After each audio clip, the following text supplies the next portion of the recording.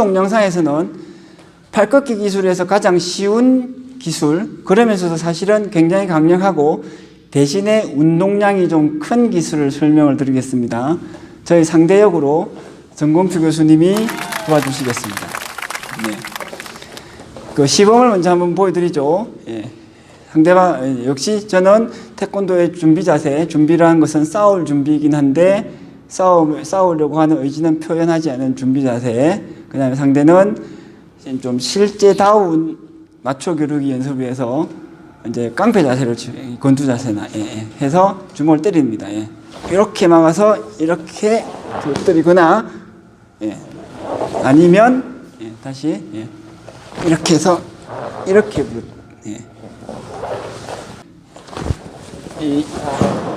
이렇게 부러뜨리거나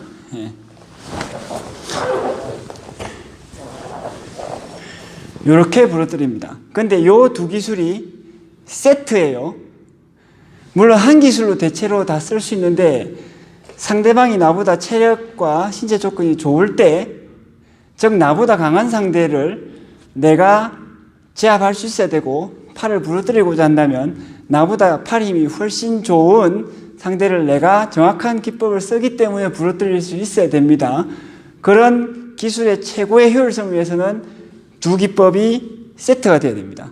근데 두 기법 중에서 조금 더 효과가 좋은 것은 첫 번째 기술이 좀 더 효과가 좋습니다. 그래서 일단 이걸로 시작을 합니다. 자, 기술의 특징적인 걸 설명을 드리겠습니다. 먼저 공격을 해주시면, 요걸 일단 막는 게 중요해요. 요거 다시 태권도의 굉장히 어려운 기초, 태권도의 기초는 모두 어렵습니다. 가장 중요하고, 기초가 금방 얻어질 수 없는 것이긴 합니다만 중요한데 태권도의 기초는 어렵기 때문에 일단 건너뛰겠습니다. 요거 됐다고 가정하겠습니다. 막을 때 어떻게 막냐 하면 일시무에서 이미 설명드린 것처럼 자세를 먼저 낮추는 것이 중요합니다. 자세를 먼저 낮추고 막아요. 막은 다음에 자세를 낮추는 게 중요하고, 자세를 낮춘 다음에는 결코 일어서면 안 됩니다. 이걸 이렇게 돌려서 잡은 다음에 발이 이렇게 들어가죠. 이렇게. 이렇게. 여기서 잘못된 흔한 실수를 한번 보여드리겠습니다. 잡았다. 이렇게 한 다음에 자세를 높인 상태로 이렇게. 팔을 들면서 이렇게. 이렇게 하시는 분들 많은데 요거 도장에서 연습할 때는 됩니다. 실제로 쓰면 안 돼요. 왜?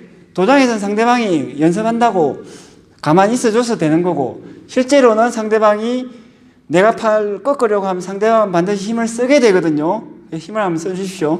그래서 막았다. 그래서 이렇게 돌아가지 자체를 안 씁니다. 상대방이 힘을 늦게 쓴다고 하더라도 이렇게 해서 잠깐만 요 정도 가서 이런 식으로 돼요. 기술을 정확하게 하면 이런 상대방의 저항에도 불구하고 내가 기술을 쓸 수 있어야 됩니다. 그것을 위해서 필요한 것이 뭐냐 하면 태권도의 3재 중 하늘, 자세를 낮추는 거예요. 그래서 다시 한 다음에 힘을 써주십시오. 자세를 낮았죠? 내가 자세를 낮추면 어떻게 되냐면 내 몸을 여기 다 매단 듯한 느낌이 됩니다. 이러면 상대방이 내 몸이 가볍다고 하더라도, 내가 여성이라고 하더라도 한 40kg 이상은 되는데 40kg를 순간적으로 한 팔을 들어 올려야 돼요. 이거 금방 못 하거든요. 이때 계속 이렇게 제가 쓸 수가 있습니다. 이렇게. 자세를 먼저 낮추는 게 중요하고, 둘째는 낮은 상태를 유지하면서 기법을 쓰는 것이 중요합니다. 그래서 이렇게 해서 이렇게. 자, 그러면 이걸 연습을 어떻게 하냐면 몇 단계로 나누어서 연습을 하셔야지 여러분들이 정확한 기법을 숙달해서 신속하게 쓸 수가 있습니다. 자, 1단계는 이렇게 연습하시는 게 좋겠습니다. 역시 팔을 내밀어 주시고 공격하는 사람은, 기술을 쓰는 사람은 자기 동작 자체가 어색하기 때문에 초보자이실 경우에는 이 동작 자체를 기본적으로 반복 숙달을 통해서 약간 이해를 하셔야 돼요. 그때 어떻게 이해를 하시냐면 팔을 잡은 다음에 슝 휘두른다고 생각하시면 됩니다. 슝 휘두르면서 내가 약간 이렇게 요거를 한 5번 내지 10번, 특히 여러분들이 난 원래 운동을 잘 못해 이런 분들은 10번이나 뭐 정 힘들면 자신이 없으면 50번 정도 연습하시면 돼요. 예. 그래서 잡아요. 슝 이렇게 요걸 한 여러 번 50번 정도 연습하시고 그 다음에는 2단계로 넘어갑니다. 2단계는 잡아서 이렇게 하면서 자세를 낮추고 자세를 낮추고 이렇게 도는 거죠. 이렇게. 자, 1단계와 2단계의 차이는 뭐냐면 1단계와 2단계의 차이는 뭐냐면 1단계에서는 자세까지 낮추면 여러분들 힘드니까 집중을 할 수가 없습니다. 그래서 자세가 높은 상태에서 이렇게 돌아가는 거예요. 이렇게.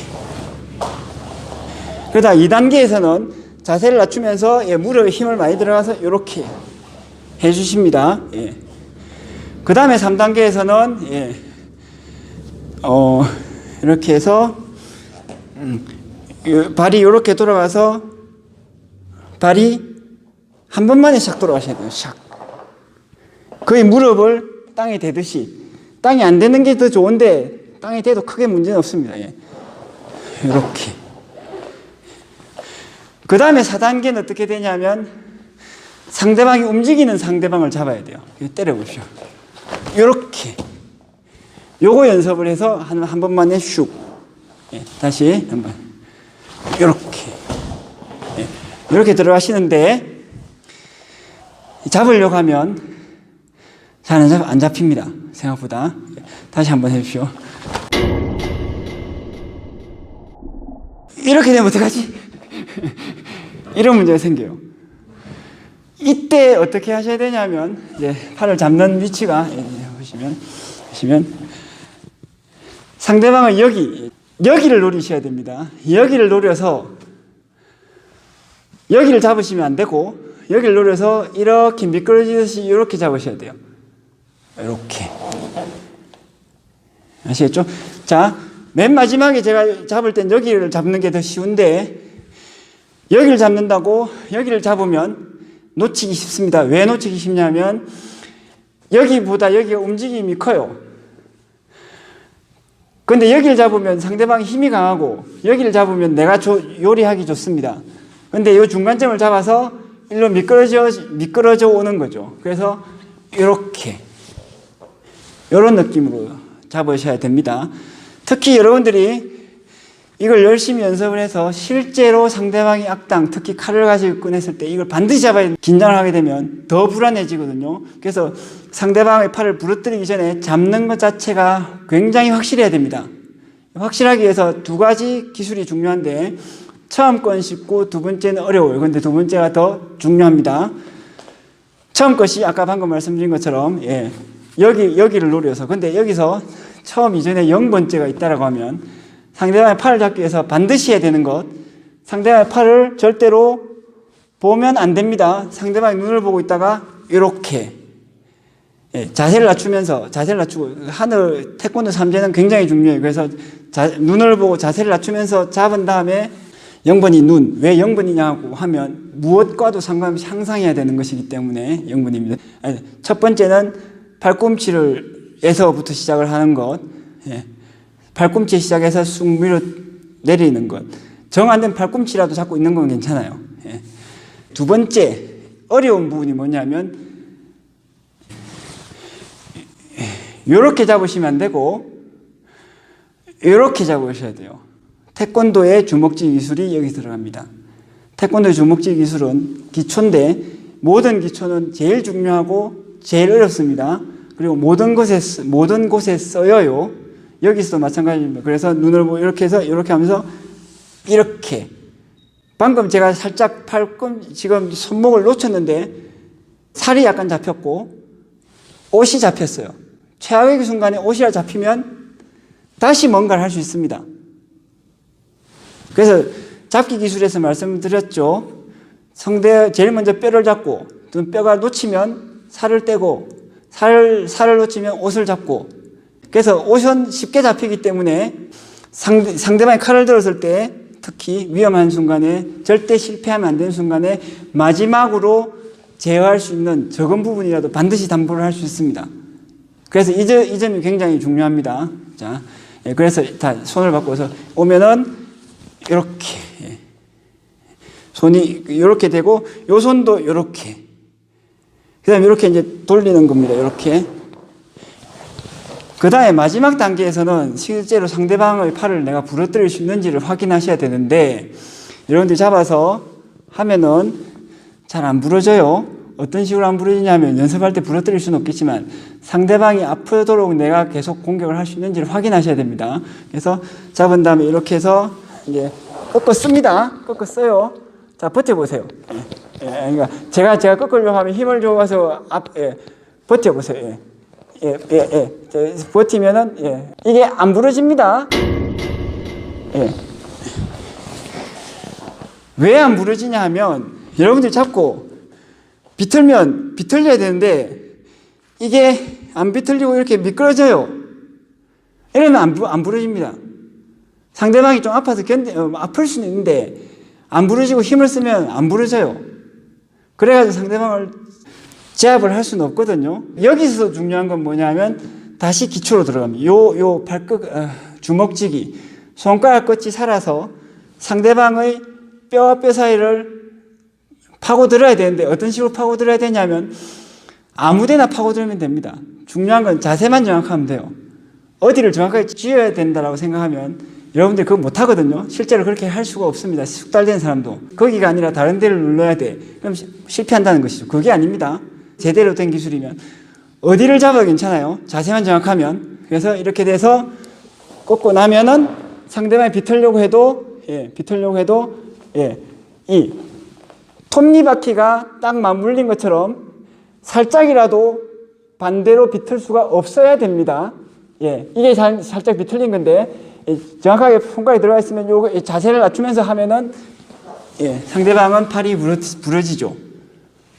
그래서 제대로 기술을 배우면 기술을 못 배운 힘이 센 사람한테 기술을 정확하게 배운 힘이 약한 사람이 수월하게 효과를 봐야 됩니다. 부러뜨리고자 하면 부러뜨릴 수 있어야 되고 차고자 하면 찰 수 있어야 되고 차서 쓰러뜨리고자 하면 상대방이 쓰러져야 됩니다.